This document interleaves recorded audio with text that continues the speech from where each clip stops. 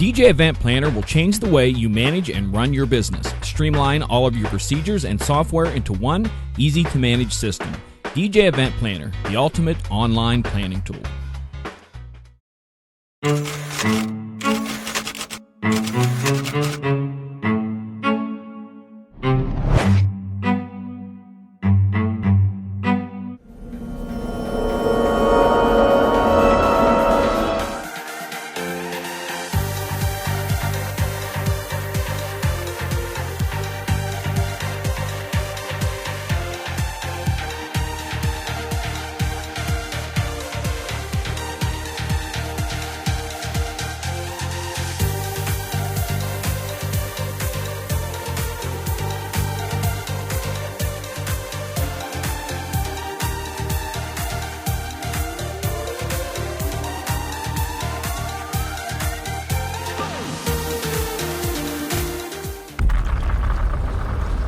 Welcome to DJNTV and Tuesday Night with Ben Stowe. Now introducing the one and only Ben Stowe. Yeah, baby. Yeah. There it is. Man, sometimes computers... Are we alive? We are. You'd think this computer is big enough and fast enough and doggone it just wants to work, and then it doesn't. I'm big enough and fast enough and doggone it, I'm going to work. Oh, man. So we'll pretend. 3, 2... Good evening and welcome to Tuesday Night with Ben Stowe. This is the show where all of the world's problems are solved without an election. No? Yes? No? How much time do we have? Just enough to cover Ben's top picks from NAMM 2020. For those of you who were living under a rock this past week, or you were shoveling snow in Minnesota like I was, NAMM happened out in Anaheim. People came, people saw, things were displayed, food was eaten from food trucks. It was a wonderful experience. And Ben was there. I was, and it was. It is the same old crazy that NAMM always is. And, I think my NAMM experience is different from other people's. Of course, I've gone so many years and have kind of a sense of the lay of the land. And obviously things changed a bunch a few years ago when the ACC North was built. But even so, we kind of have a sense now again of order, and it was really interesting hearing from people who went for the first time. Always interesting to hear what they had to say and how they were overwhelmed, and I could see that completely. Total sensory overload. I guess now there were like 150,000 people that went, and anyway, of course, our NAMM experience in the industry is just a lot different. We're going to work. And it is very, very long, exhausting days of, meetings and high level discussions and, working hard for you, So here I am. I've whittled all that down to 6 products that I liked at NAMM. We had a very long flight home, 3 flights home. We had a very long trip home, maybe is a good way of saying it. So I had some time to talk to our team, and there were 4 of us there, and we were in different meetings. And so we kind of compared notes. So in all fairness, we should probably not call this Ben's picks, although I made the final edit. We should call this Ben and Team's picks. Well, speaking of team, you had Kat and Katie were there, and they've been there before. Was it Nick? Is it Kirk? Was that his first time there? Yeah, it is. And okay, it's really so funny I want you tell me a little bit about his impression with NAMM being the first time. Well, I think for him, it was, we had set him up in the same system that we operate in. So he had a schedule and he had appointments, and, there was, order within, the chaos. We didn't just turn him loose and say, go, because we know where that leads. Right. He had a lot of things he had to accomplish, and we set him out with clear goals, and he's a very bright guy. He'll be taking over as our showroom manager in probably 1.5 to 2 years. He's the current assistant manager, but Kirk's actually, it was kind of neat because Kirk has a 20-year history as a touring guitar player. Oh, so nice. He was out on the road on tour for 20 years, working with various bands. And it was really neat that he actually knew some people there that he didn't know he knew. He knew them, but he didn't know they'd be there. Right. Yeah. And so it was really a neat experience at night talking to Kirk and sort of recapping the day. And he's like, yeah, and I ran into this, buddy and, whatever, and this guy. And, and so that was really neat to hear. And I think his ability to speak, his musicianship and his understanding of the industry and its inner workings, he performed, I think, much better than I would have expected from a first-year guy. I'm really proud of him. I think he did really well. So. Nice. Excellent. I think we get some people joining us tonight. Joe is with us. DJ Harley, True Music is with us day and night. Ronald, thank you guys for being with us.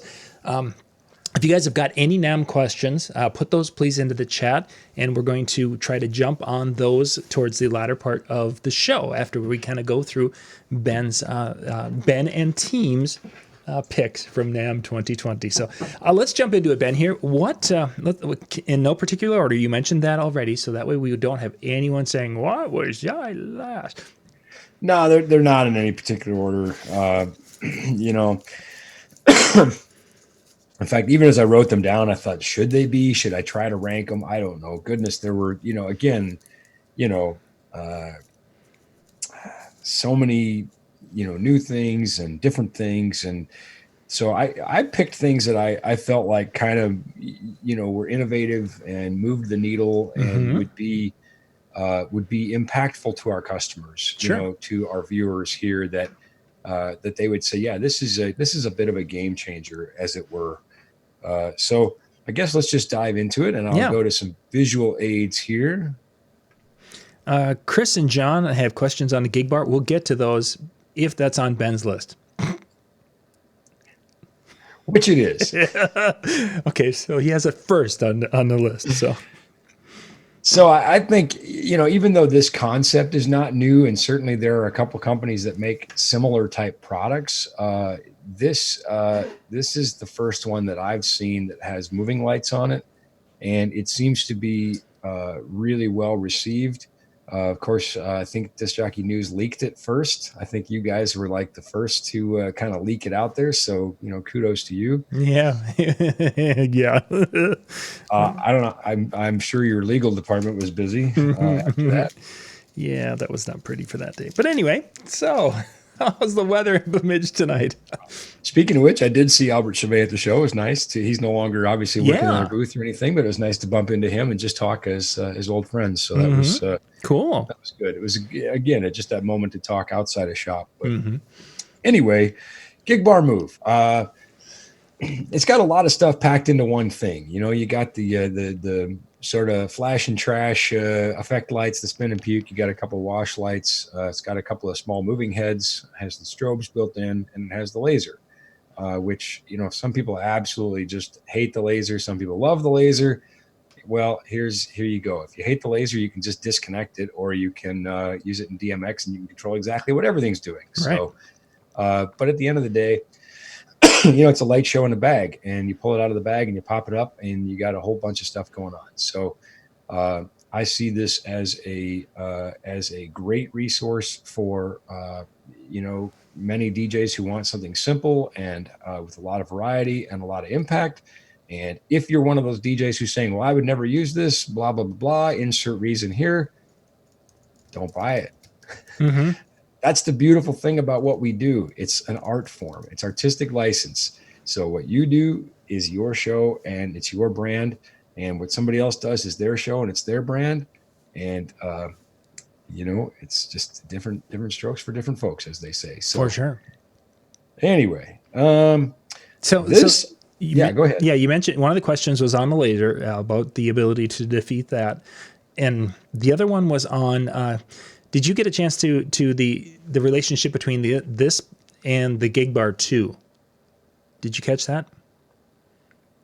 Well, this is just different. It adds some moving lights. And it's in one of the videos, and I don't remember if it was Katie's video, someone asked, and this can actually sync up with the Gigbar 2. Oh, that relationship. Yeah. Oh, that relationship. Yeah, sorry. Okay, Sorry, I was trying to kind of lead it on and get you there. I appreciate it. I'm a little slow. No, that's okay. I heard you had a 47-hour flight on Sunday, so, I'd understand. Yeah, we left at 4 a.m. California time for the airport, and we got back about 1 a.m. Minnesota time. And that was, of course, right after doing the college football championship. So, viewers, I apologize if I look a little tired. I am. So, and then, of course, just diving right into the post-NAMM, digesting, processing meetings, that sort of thing. So this next item. Oh, hang on. No, we're not done yet.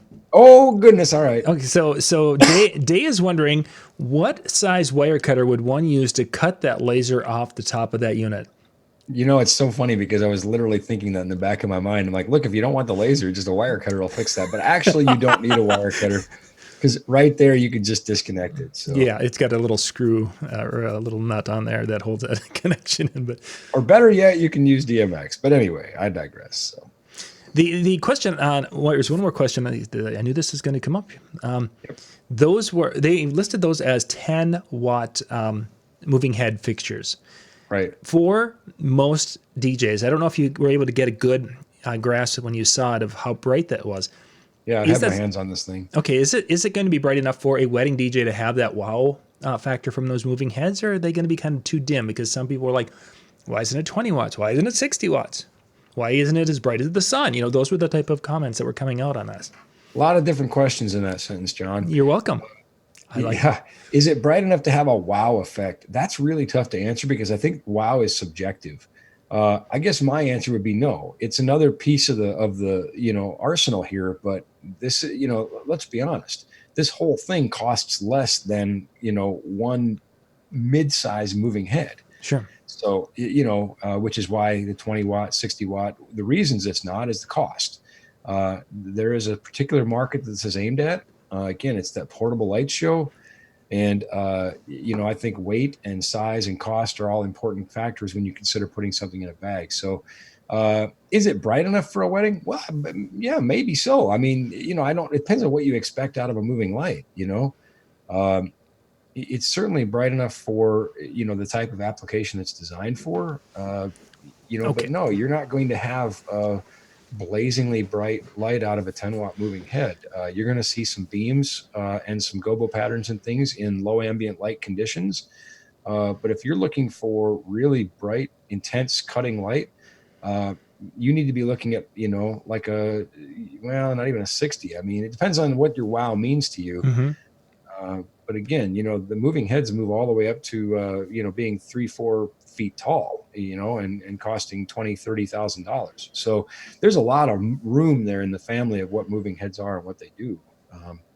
A lot of DJs are using things like the 155 and the 100, and a lot of DJs are using things like the 375. Mm-hmm. Sure. So I'm really glad you asked the question because it's one of those things where I think people sometimes expect too much, they expect something from nothing, so to speak. So again, when we look at the price, the size, and the weight, 10 watts is what you've got, and you've got some easy to deploy, inexpensive moving lights.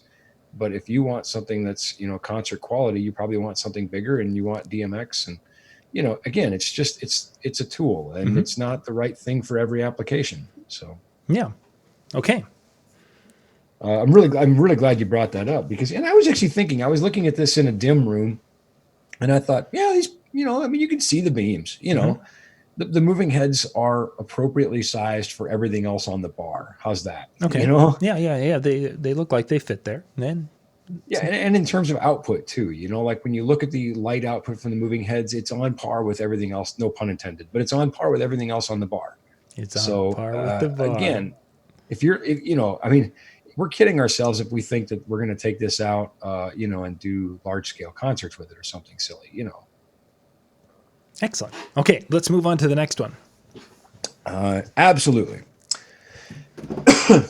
This, I do think, is already revolutionizing the industry, and I think it will continue to revolutionize the industry. And it is not as much a product as it is a family of products. Okay. And I'm going to show one in particular that represents the family. But the Prime series, as it is now from mm-hmm. Denon, we had the Prime 4, which of course was very successful, and we continue to sell, continue to move a couple of those a week or whatever it is. But this is the Prime Go you're seeing on the screen, and there's also now the Prime 2. So we have slightly less expensive and smaller versions, which again are standalone ecosystems. And of course, Denon DJ has also incorporated their support for linking this to SoundSwitch for lighting control, and also Resolume for video control and that sort of thing. The Prime Go in particular is neat because it has a built-in lithium-ion battery and Wi-Fi, and you could literally use this thing without any power. Now, why you would, I haven't any idea. I don't know, but you could. So Good. they must have thought somebody would, or they wouldn't have built it, I suppose. And it's selling. I can tell you that it is selling. But the Prime 2 also very popular. And what's really cool is this has actually increased the popularity of the Prime 4 as well. I could see that. Yeah, because I think now people realize that this is now an ecosystem. I think in the past, DJs have bought a controller, and you get a controller, and you have it until the next best controller comes out, and then you get rid of it and you buy that controller, which is good for us dealers. But this probably changes things in the DJ's favor, that, we're seeing fairly rapid deployments of firmware. And because these things basically are just running software, you're getting a new controller every time that firmware comes out. New features are being added, new functionality to that touchscreen. You can store your music and things on board. So it's they kind of likened it to like a phone, an iPhone or an Android, and new iOS comes out. You basically have a new phone, The operation and the functionality of the phone is driven by the software. And the same here, I think, for this unit. So I think what people are seeing is that the Prime 4 wasn't really, a fluke or anything. It was the first of now what is a family. And people understand Denon DJ's commitment to developing this family of controllers with software. So it has definitely bolstered their popularity. And frankly, it's bolstered our confidence in selling it. I can see that. Yeah, we're pretty excited about it, I think. Yeah. That's why it made the list.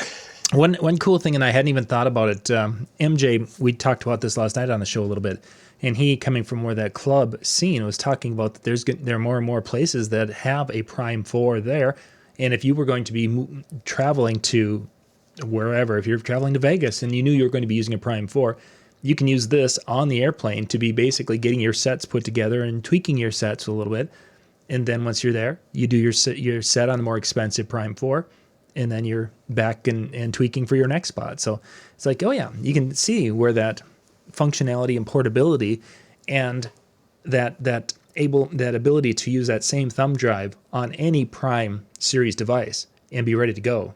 There's definitely value to that. Excellent points, John. Yeah, excellent points. And besides, how cool can you possibly be to be DJing on an airplane? Not gonna lie, if I looked over and saw somebody working on a set, I'd be like, that dude is hardcore. Neat. Good stuff. Okay, what do we have next? Next, we have, it looks like something we already have. It does. But it's not. It's different. This is the new Evey Evolve 30. And the question probably everybody has is, what's different about it? Exactly. So let's start first with what's the same about it. And what we see is, of course, it is a column style array with asymmetric J-curve on the drivers. And my favorite part in the picture, we see the black things with the screw sticking out. Those are waveguides, which is without a question why this sounds so much smoother than the other columns that I've tested. Waveguides are not new science, or we use them all the time. Are you showing something? Line array boxes and that sort of thing. There's a high frequency waveguide for a line array box. Normally they have a couple of these in there. So, the fact that they employed that on the 50 was one of the reasons we saw that tremendously even coverage. We didn't lose frequencies as we got out to the, excuse me, I got NAMM thrax while I was at NAMM. Yeah, I've heard a few got that this year. Yeah, every year. You put 150,000 people in a building, what are you going to do? Anyway, so that's why we have this really smooth frequency dispersion, across the arc. So nice to see that the 30 has that as well. Really no surprise. Has the magnetic poles and other familiar features we've come to love. But what's different about it is this now has an 8-channel mixer on it. And as you can see, we have 6 mic preamps on the back here. So we could plug 6 different microphones in, plus a stereo channel, plus we can stream Bluetooth and that sort of thing to it. It also has a high Z input, so you could plug a guitar directly into this. Has phantom power, so you can plug condenser mics or active DIs into this. And it has an aux out, so you could take and mix a monitor mix from this, which is super cool. Obviously, this is really designed at live music and musicians, but it has some really cool applications for DJs as well. A couple of the cool features it has on board is it has a huge suite of effects on board. So, reverb and that sort of thing that we can apply to vocals. And where I see this being really, and by the way, it's very easy to control. There's just a button above each channel. You push to select that channel, and you're controlling it from the jog wheel there. But you can also use the app. They've got an app, and they've got the updated Bluetooth chip, so it's got pretty good range. And you can simply mix from the app, as most people do now anyway with digital mixers. You know, it's just kind of the way people do things. I kind of still like knobs and handles, but anyway, this is just the way it's going, you know. Mm-hmm. Cool features, you know, if we're doing a ceremony or something, and we've got some musicians and maybe instrumentalists or some vocals involved, super easily set up for that. You know, we could use a vocalist with a little bit of reverb and maybe a little bit of custom EQ, and we could have a separate input for the pastor's mic set up completely different, so we don't have weird, you know, reverb on the pastor's mic or whatever, the officiant, however you want to say that. Sure. Again, you know, being able to plug in keyboard, guitar, other instrumentation, things like that from a wedding ceremony, super easy to do. A lot of people said, man, I wish it was battery powered. I do too. That's not in the cards. Don't wait for it. It's not coming. But it's easily solved with something like a little Duracell battery pack. You know, the power draw on this is really low. I really thought this was cool. Another place that this might be really cool would be karaoke, because, you know, you've got the reverb and everything built in. So Sure. For those applications where DJs are having to carry outboard mixers, and you and I've talked about having to bring outboard mixers for different events. Certainly. This is literally has a digital mixer built in. You have a Dynacord mixer built into the speaker. So it's an Evolve and a speaker. And they got locked in a closet for a while, and out comes the Evolve 30. So, you know. So let's compare and contrast a little bit the back or the brains of this compared to the Evolve 50. What are we seeing different between the two? Well, again, the input channels is really the thing. The fact that it has that digital mixer. It's also a little bit smaller. It has 2.5-inch top drivers instead of 3.5, and it has a 10-inch sub instead of 12-inch. So it's a little bit smaller and a little bit lighter. Obviously, you don't need something as big and powerful as the 50 for a wedding ceremony or karaoke or something like that. I think this was really aimed at musicians doing small live gigs, busking, coffee shop, that sort of thing. It's obviously, you know, there's a ton of demand for it, and it's obviously selling really, really well. So, you know, obviously they knew where they were going with it. But I see some benefits for DJs here. I really do. So it made my list. Nice. It kind of struck me as sort of the perfect all-in-one ceremony system. I think the only things that would have made it better would be if it had battery and if it had built-in wireless mics. But again, those things add cost and they add weight, and they're not really necessary for everybody. And so, you know, sometimes we don't just get what we wish for. But short of those things, like I said, I think it's a great ceremony solution, or any place that we are maybe having to involve musicians as well. You know, that sort of things. Is there a noticeable difference in sound at let's say a kind of a background cocktail level volume? Is there a noticeable difference between an Evolve 30 and an Evolve 50? That's a really hard question to answer. The short answer is I would say yes, because it's a 10 sub and not a 12 sub. But the long answer is no, not really. It's a great sounding system. I mean, I think if we at low level, if we played both, I don't think anybody would really be able to tell, particularly, you know, depending on the program material. You know, the type of music that's typically played in those situations. I don't think so. It only goes to 123 dB instead of 127, if my memory serves me. Yep, that's right. Mm-hmm. Is it right? I think it's at 122 actually, but yeah, you're pretty close for, you know, whatever. Yes, the guy who's had you know traveled for 73 hours on Sunday. So. So yeah, I mean, I think it serves a purpose, mm-hmm. and you know. Undoubtedly, again, right rig for the gig. It's not for everybody. Might be for you, might not be for you. I can tell you it's for a lot of people because they're selling. So. Yeah. And the black ones are shipping, from what I heard. So, yes, we have them in stock. So black is shipping now. Get them or don't. I guess that's pretty much your options. Yeah. It also comes with this nifty little backpack thing, and it has a 2-part pole inside. It's a little bit taller. You know, because we've got a little bit shorter top, and then there's the top piece fits in here. So your poles and your top and cables and everything fit in this nifty little backpack that you can run around and wear, I guess. So, and that is that comes with the unit. You don't. That's not an additional purchase. That comes with the unit. Yep. Okay. Nice. Yep, that comes with the unit. You still have the option of adding a rolling bag like with the 50. It's actually the same bag. Or you can add the subcover. Nice. Excellent. Okay, let's keep going. We're knocking them out now. Woo-hoo. Yeah, buddy. All right. So this next one is so cutting edge that there is nothing on the manufacturer's website. And the best picture I could get was from one of Katie's videos, which, by the way, if you're not watching Katie's videos, what are you doing? You can watch those on the Disc Jockey News TV YouTube, or you can watch them on the NLFX Pro YouTube, or you can watch them on both, because frankly, we could both use the viewers. So, you know. You can go to youtube.com/NLFX Professional, all one word.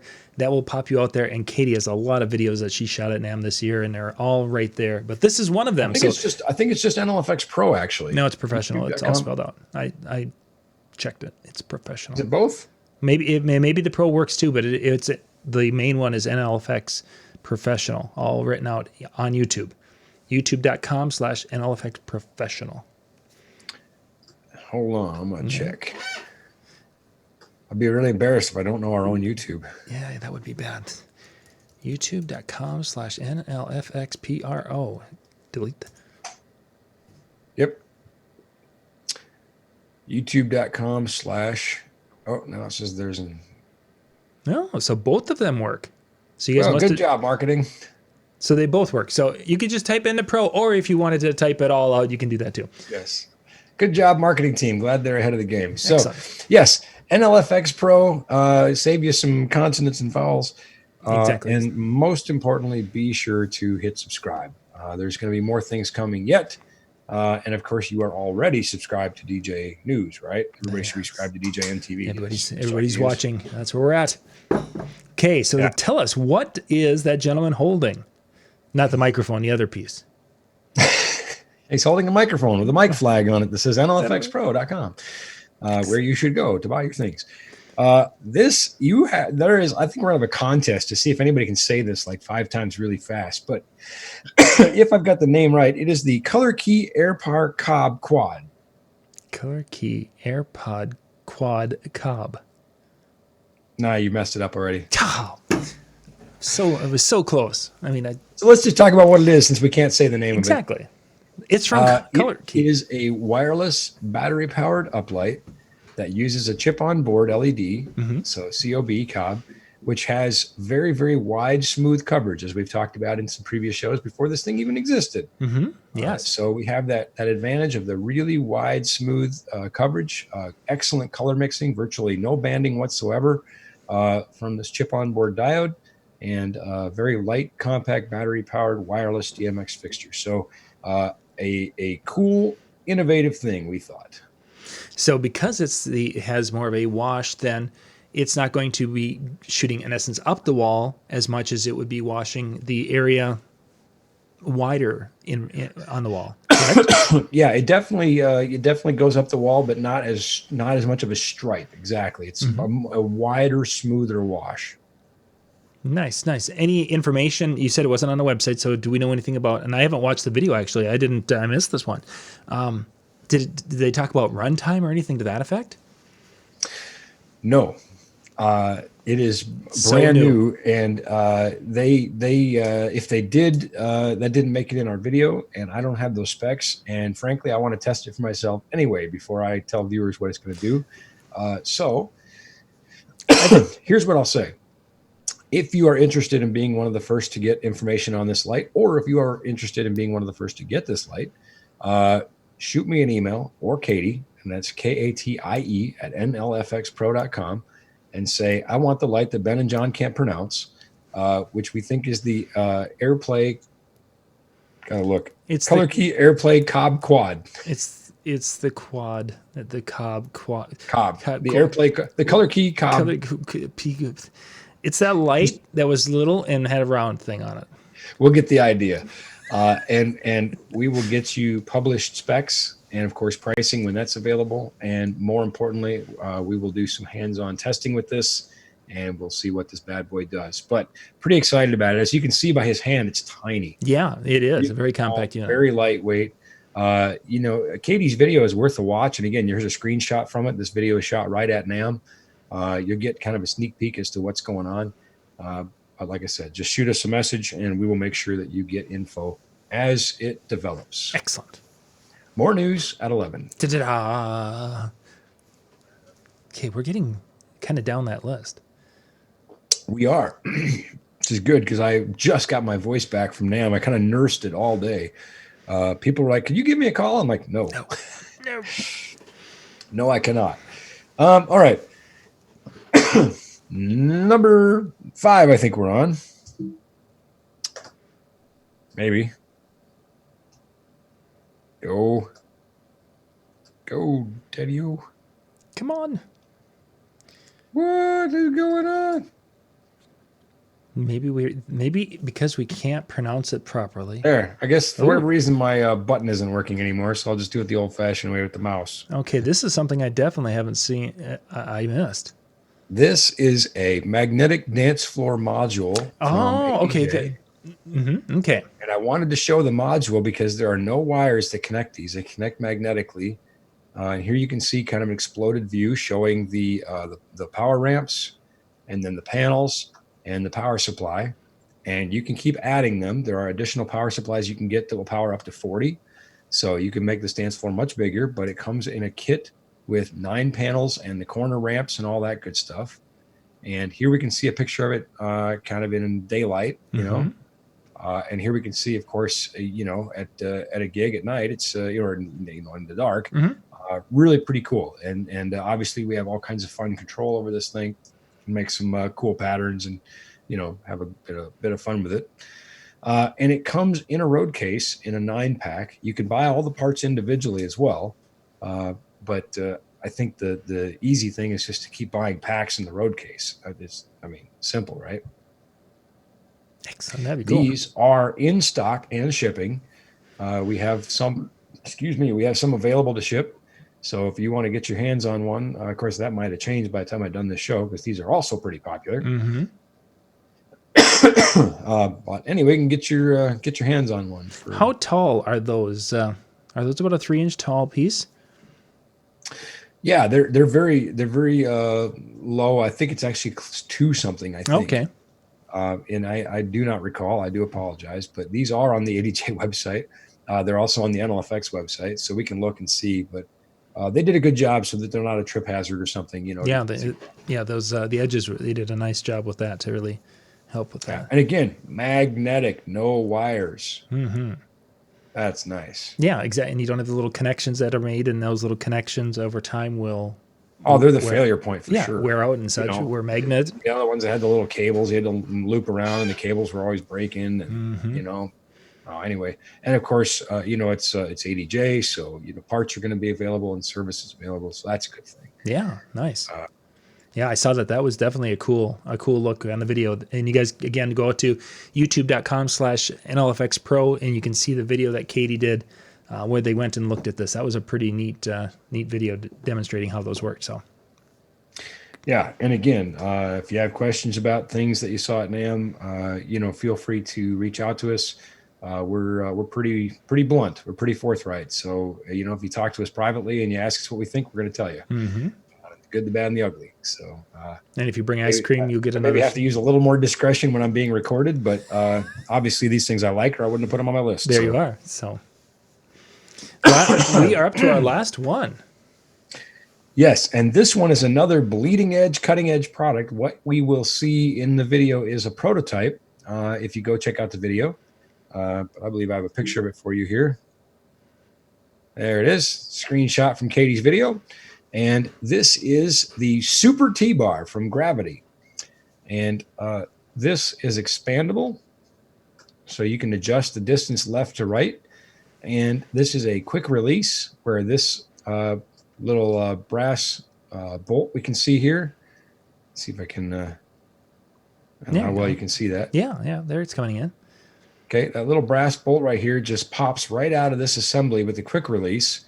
And you could leave it attached to your moving light or whatever kind of light you want to put on this thing, I suppose. And, but make like on a moving light, you could mount that right to the Omega bracket or something, and then just pop it in. So you could have 2 moving lights, bang, bang right there, or one big one by just sliding these in. And I thought that was a very cool little deal. I Yeah. kind of like that. You take like the flat base stands and pop this on top, and having that quick release. It's all about speed. Throw a couple of the gravity clips on there, and you're off to the races. You get a very clean look and a very quick look. So just something different, you know? Yeah. Yeah, I like things the that look. speed things up. I'm all about speed. And that looked like that definitely, as you say, with putting two moving head fixtures up there. You can leave it there. It's a quick attach. Push the button, drop it in. Push the button, take it out. Yeah. Yep. Bingo. So this again is a prototype. They're not in production. We made some suggestions for some things to change, which they're going to do, and these will be in production. So if you want to be one of the first to get one, be sure to contact us, and we'll get you on the waiting list, because when they come in, I promise you they will be gone. They will be sold. So, Yeah, that was a very cool idea. And I like that from my understanding, that was a common light stand mount there with a little set screw on it. So you can use a taller light tree if you so chose. yeah, it's a standard 1 3/8, and you know, the sizing of that was again one of the suggestions we made with them. But yeah, it'll fit any basic 1 3/8 stand that you have, light stand, speaker stand, whatever. We put it on a flat base stand here just for the video, but yeah, it's universal. So at least it will be when it comes out. Excellent. That's what we like to see. And that is my list. Excellent. So I'll take off the screen share, and then we can maybe field some questions or just talk about football. Or Well, I don't know. let's talk a little bit about. You mentioned prototypes. We had the gravity piece that was a prototype, and the color key. Color key, was it color keys? Yes, color key. The cob light, the corn cob subliminal butter on the husk light. Those are kind of prototypes. For those who have are like, what do you mean? They're showing these things and they're not They're not ready in production. Why do we find these at NAMM? Where the prototypes? Well, you know what NAMM stands for. NAMM stands for not available until mid-May. So that was a joke. It was. Yeah, exactly. I'm waiting for the crowds to die down in the laughter. Yeah, me too. It was my delivery. Let me try it again. Maybe Okay. it was the delivery. So you know what NAMM stands for? No. What does NAMM stand for? Not available until mid-May. Oh, Ben, you just cracked me up. All right. Okay, good. You can try it again. Do we feel better now? Did it come You out know on what video? NAMM stands for? Oh. Okay. All right. Anyway, a lot of manufacturers, it's one of those things, and I get why they do it. It just drives me nuts. Because when I see something new that's cool, I want to have it. You know, I want to order it. I want to have it for my customers. I maybe want to have it for me. You know, whatever. But a lot of times manufacturers are less certain, and so they'll bring out prototypes, and they'll kind of go on a fishing expedition.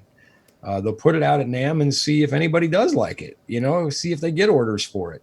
See what kind of feedback they get from dealers. Pricing often changes right after NAMM. You know, sometimes they feel like they've got something that's too expensive. Or they've got something that's too cheap. So a lot of times NAMM is really a fishing expedition. Excuse me.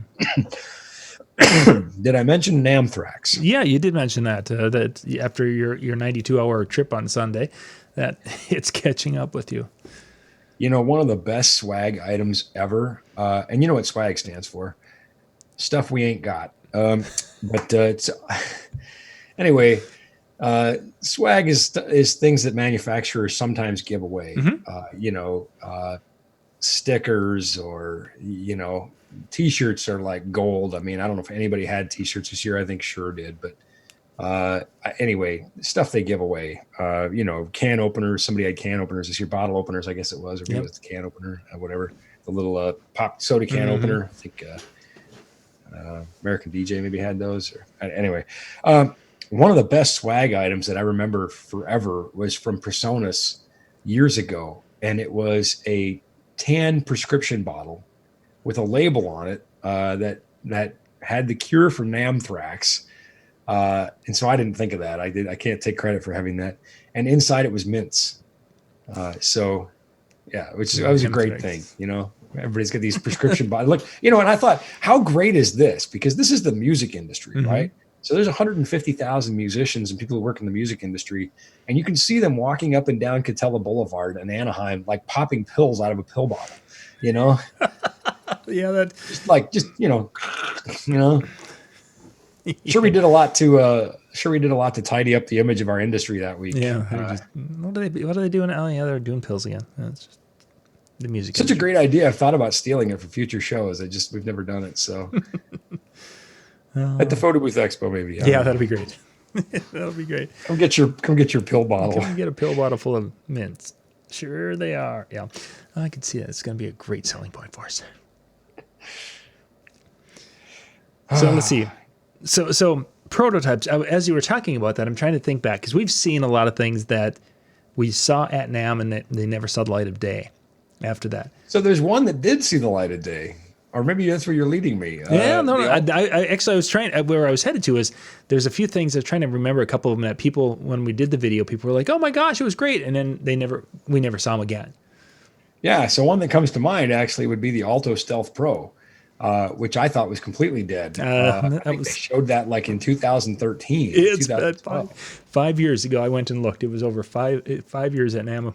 We did that one, and and it just never, ever, ever shipped. And then this year, Alto said, "Hey, we're coming out with this," and we went, "Yeah, right."